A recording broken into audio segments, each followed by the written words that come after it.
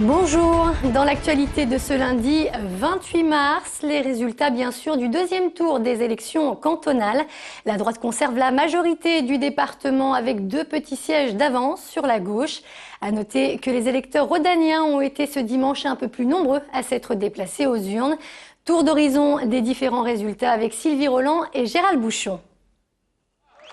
Certains hier soir avaient carrément le sourire. Les écologistes, avec 2 nouvelles élues, Raymonde Poncet à la Croix-Rousse et Béatrice Vessillier à Villeurbanne, sont sans conteste les véritables vainqueurs de ces élections.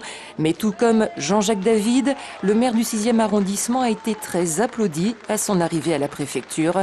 À son tableau de chasse, le conseiller général sortant UMP, Dominique Perben. À droite, le sentiment général hier soir était donc mitigé. Certes, Michel Mercier conserve sa majorité avec toujours 2 sièges d'avance, mais pas de quoi pavoiser. On voit très concrètement à la périphérie de la ville-centre qu'il y a des attitudes de construction, de rassemblement, des secteurs que nous reconquérons et Lyon continue à s'enfoncer. Le 8e canton de Lyon est en effet tombé dans l'escarcelle du Parti socialiste hier soir. En devançant Lionel Lassagne, Thierry Philippe a en partie gagné son pari, mais à gauche non plus, pas de triomphalisme. 2 cantons qui étaient représentés par des élus socialistes le seront désormais par des Verts.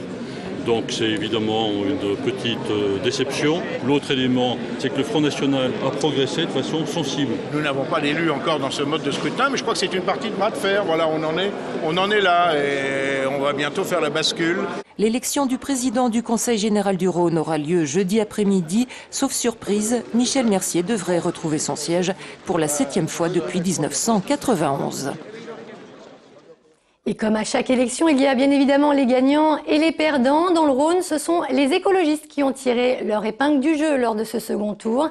L'Assemblée départementale compte désormais 3 élus verts. Raymonde Poncet et Béatrice Vessillier rejoignent en effet Gilles Bunat, les nouvelles conseillères générales qui ont toutes 2 remporté leur duel face aux candidats socialistes.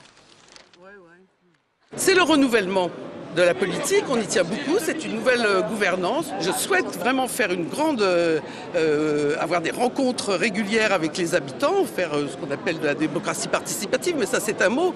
Je souhaite surtout vraiment être très transparente, présenter mes choix, faire une grande concertation autour des regroupements de collèges du 4e arrondissement. Enfin, l'autre surprise de ce scrutin, c'est la défaite de Dominique Perben dans le 6e canton lyonnais. L'ancien garde des Sceaux a été largement battu par son ancien colistier au municipal, Jean-Jacques David. Largement devancé au premier tour, le maire d'hiver droite du 6e arrondissement recueille finalement 54% des suffrages. À noter dans l'actualité ce week-end, de nombreux feux de voitures enregistrés à Villeurbanne. Dans la nuit de samedi à dimanche, 8 véhicules ont été incendiés dans le quartier des Brosses. Une dizaine d'autres voitures ont également été brûlées dans le centre de la ville, avenue Francis de Pressensé. Pour l'heure, aucun lien n'a été établi entre ces 2 sinistres. Les dangers, c'est essentiellement la propagation éventuelle aux bâtiments contigus, puisqu'une fuite de gaz enflammé ne peut pas être éteinte, puisque sinon on aurait une fuite de gaz qui serait beaucoup plus grave qu'une fuite de gaz enflammé. On a mis 2 lances en protection pour éviter justement que le feu se propage. Et dès l'arrivée de GRDF, 10 minutes après leur arrivée, le gaz a été coupé, ce qui fait qu'on a stoppé complètement la fuite de gaz enflammé et fini d'éteindre les feux résiduels des autres voitures. Et puis pour terminer, un mot de sport et de football avec le titre de champion de France pour l'OL féminin, le 5e consécutif.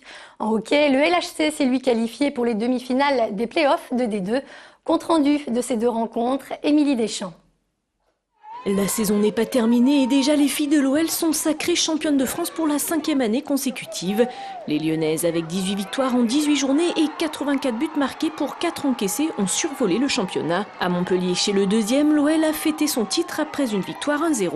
C'est ce qu'on voulait. Plus on avance, on prend match après match et plus on avance, on a envie d'exploser les records. Donc après, on se donne tout le temps à fond. Le triplé est maintenant dans toutes les têtes. Championnes de France, les filles de Patrice Lair affronteront Juvisy dimanche en quart de finale du Challenge de France, avant d'accueillir Arsenal pour la demi-finale de la Ligue des Champions le 9 avril prochain. En hockey sur glace, le LHC poursuit sa progression en vue de la montée en D1. Les Lions se sont qualifiés pour les demi-finales des playoffs samedi en battant Évry 3-2. À l'aller, les Lyonnais s'étaient imposés 9-1. Malgré tout, c'était un match où il n'y avait pas énormément d'enjeux, même si la qualification en demi-finale était importante. Le fait d'avoir gagné de 8 buts là-bas, on s'est un peu reposé sur nos lauriers. La montée n'est désormais plus qu'à 4 matchs, mais le prochain tour s'annonce corsé. En demi-finale, le LHC retrouvera Annecy, premier de la poule A et fraîchement descendu de D1 cette saison. Les Lyonnais le savent, ils ne seront pas favoris. C'est à mon avis la meilleure équipe de la 2e division. Donc il va falloir qu'on élève notre niveau de jeu, sinon on restera au stade des demi-finales une année de plus. Le LHC recevra Annecy pour la demi-finale aller samedi à 20h30, avant d'aller affronter les Chevaliers du Lac sur leur glace une semaine plus tard. Et c'est la fin de ce journal. Merci de nous avoir suivis. Je vous donne rendez-vous à 17h pour le 3 minutes chrono. Excellent après-midi sur TLM.